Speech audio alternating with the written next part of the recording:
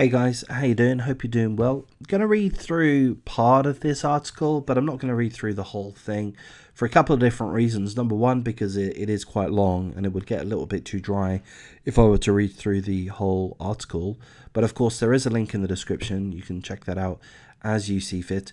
But really, the main reason I'm not going to go read through the full article is because it is about a politician being accused of ongoing sexual abuse lasting for more than a decade. But having read through the article, I'm not buying it, to be honest. My feeling, for whatever it's worth, sheer utter speculation, but it seems to me more likely that it's a false claim.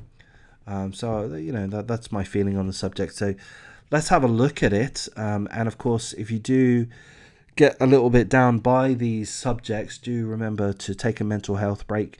Perhaps check out some of the friends of this channel. We've got At the End of the Day, Bella. She does very pleasant live streams. It's a very welcoming community. Much the same with Kinda Whatever. Jenny, Lottie, nice conversations, nice community. Just to have a little bit of a break, a little bit of fun. If you do like political content, you might like my channel, White CIS Male. But then again, you may not. But back to this article. Let me tell you a little bit about it. So a sister-in-law of a former Michigan House Speaker has accused him of raping her for years, starting 9 years ago when she was 15 and a student at a Christian academy where he taught. Okay, so the accused is Lee Chatfield. He's the youngest House Speaker in more than a century. He's no longer in that position. He left the House in 2021 due to term limits. He's 33 years of age. So he's accused of having sexually abused this lady, Rebecca Chatfield, for... it gets a bit confusing. I think for basically a decade. About a decade, maybe a little bit more than a decade. Now, Rebecca Chatfield married Lee Chatfield's younger brother, who's called Aaron. And they married when they were both 19 years of age. They married in 2014.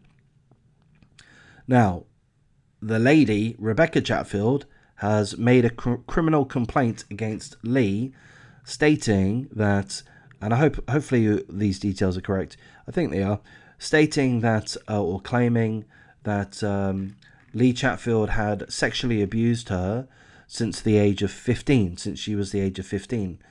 So this is the part which just makes me struggle to accept that these accusations are real. To me, I'm not a sexual abuse victim, but I can't imagine a sexual abuse victim marrying the brother of your sexual abuser. That to me just doesn't make sense. If you're being sexually abused by somebody over an extended period of time, then why would you have a relationship with the sexual abuser's family member? I don't buy it. I don't buy it. I don't buy that part. But also her age. Okay, so apparently this started when she was 15. And it's continued until 2021. So I think she's 26 years of age now. So it's gone on for 11 years. Or maybe it went on for 10 years. I don't know. So she was being sexually abused since the age of 15. And she became an adult. I mean, she seems like, just by this picture alone, they seem like a normal couple. So, she's not being chained up. She's not being malnourished or anything like this. She's not suffering any physical abuse that we can see. And so what's my point? Like, how could the sexual abuse have continued? I don't get it. Why wouldn't she have been able to remove herself from having any interaction with Lee, the accused? I'm just not buying it.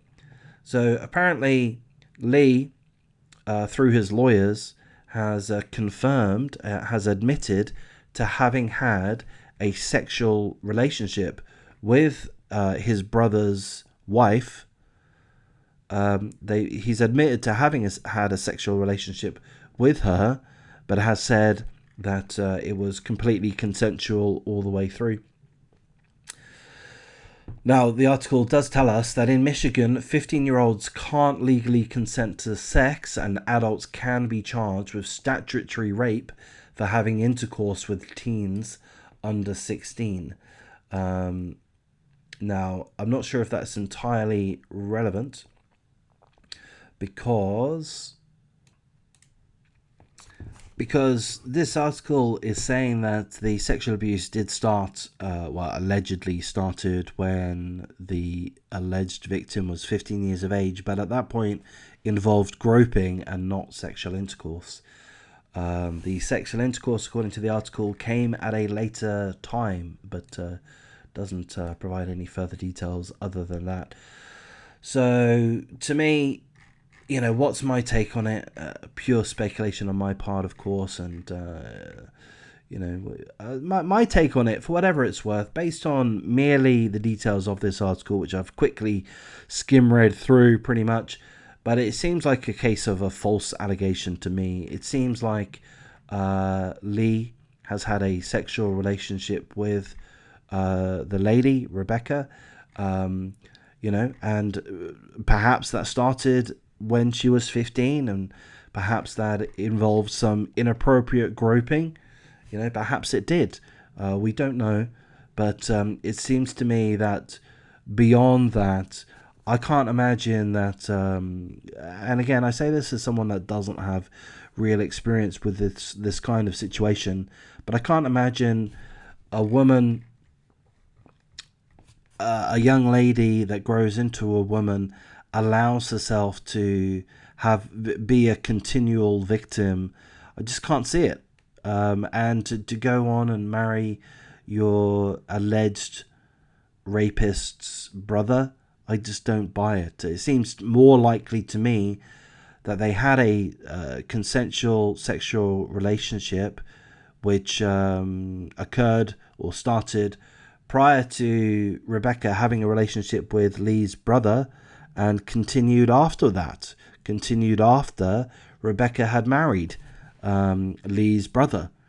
So, I mean, there's definitely a moral question to hand. Why is this guy, who was presenting himself as a good Christian, I believe, he grew up, his parents owned a Christian academy where he worked.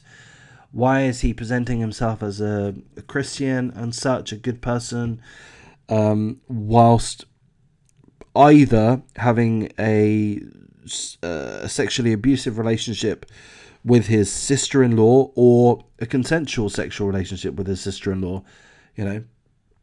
Doesn't seem that Christian to me. Doesn't seem to promote moral, traditional values to me. But anyway, there's that video. Again, if you want to disregard my opinions, you're more than welcome to do so. There's a link in the description.